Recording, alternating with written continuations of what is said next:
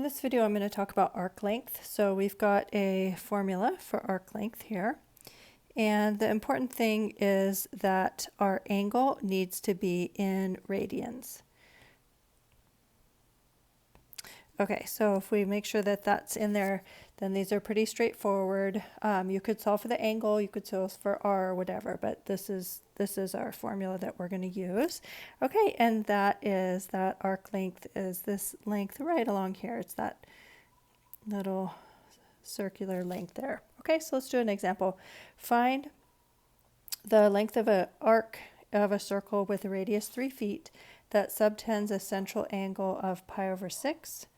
So subtends, that just means it starts at the origin. And so this little angle right in here is pi over 6. And we have our arc in that section right there. So we want to know the length of that circular little section, like a little crust of pizza. Okay, so we're going to use our formula. S equals R, which is 3, times theta, which is pi over 6. So S equals pi over 2, and that is a length, so that is feet. Okay, so we'll do a couple more of these. All right, we have this one, we have a central angle of 60 degrees. Theta needs to be in radians, so we need to put that in radians. If you can't, you can just pull out your unit circle, but if we're going to convert, we always multiply by a unit, a well-chosen 1. I want to get rid of degrees, so I put that 180 in the bottom of the fraction there, and then just multiply straight across, and 60 goes into 180 3 times. So do your conversion, make sure we're in radians, and then we use our formula. S equals R theta, and so we have 8 times pi over 3. So S equals 8 pi over 3, and our units are inches. Moving on, given a radius of 4 and an arc length of 6, find theta. All right, so S equals R theta. So we have a radius is 4, an arc length is 6, so we want to find theta. All right, so we can divide both sides by 4, and that gives us that theta is equal to 3 over 2. And remember that theta is always in radians. Okay, and so we've done the radians. We have that answer. It's 3 over 2 radians. But now we're supposed to give that in degrees as well. Okay, so 3 over 2, that's radians. I want to get rid of radians, so I'm going to put radians on the bottom and degrees on the top. So pi is the same as 180. So I just multiply by that unit, that well-chosen 1. Whatever I want to cancel, I want to put that down on the denominator. All right, so let's see, we've got 2 goes into 180, 90 times, so that would end up being 270 over pi degrees.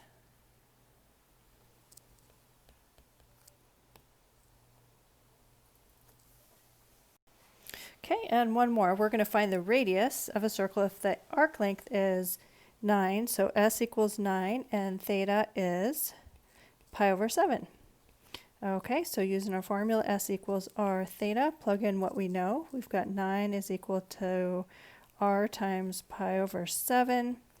I'll just go ahead and clear that pi over 7. Just multiply both by the reciprocal. So multiply both by 7 over pi. And that gives me that R is equal to 63 over pi. And it looks like our units are in centimeters. Okay, another thing that we often need to know is the area of just one little section of a circle, which is called the area of a sector. And so the area of just a circle itself, of a whole circle, the area is pi r squared.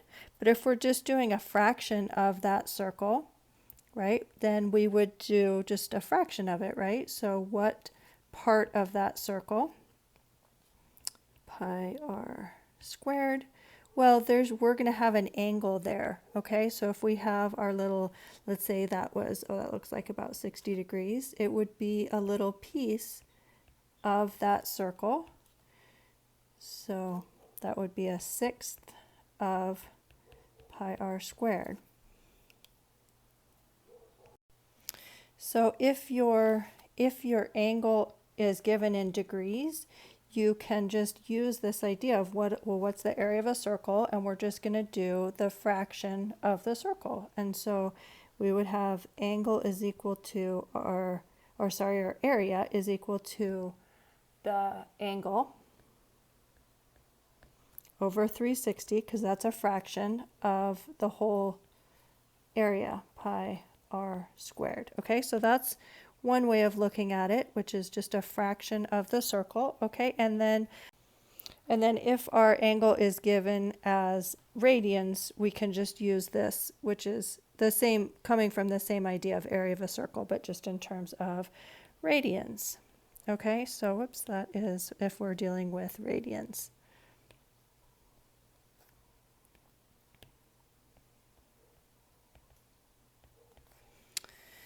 And you can just always use this formula, works great for any angle. You just have to make sure that your angle is in radians. Okay, so I've got a central angle of 120. So let's see, I'm going to take the area of my circle is going to be, or of my sector, is just going to be a little piece of my circle. Okay, so what's the fraction of the whole thing? 120 out of the total 360 degrees that I have to work with, and then the area of my whole circle would have been pi r squared. So let's see, 120 divided by 360, that simplifies to 1/3, and then that would be pi times 25, and we'll just clean this up. This would be 25 pi over 3, and we're in units. Our units are centimeters, but we're in area, so it would be centimeters squared. That would be our area. Okay, and I'm just going to show this as well without that idea of part of a circle. We'll just use our area equals 1/2 r squared theta, where we just can use the same formula every single time. If our angle is in degrees, we have to convert it to radians. So we have 120 degrees. We need to convert that to radians. So we want to get rid of degrees. So I put those degrees in the bottom, and that is the same as pi. And so there's our unit fraction, and that simplifies down to 2 pi over 3 radians. Okay, so that's the first step, is convert to radians. There's our theta, and then we're just going to use our formula, 1/2 r squared, so that's 5 squared, times theta, which is 2 pi over 3. So that would give us 1/2 times 25 times 2 pi over 3, and that can just simplify a tiny bit. So that would be 25 pi over 3. Okay, so you get the same thing. Some people just don't want to have to think about different ways of approaching it, so this would be your go-to formula. Just make sure that you always do your angle in radians.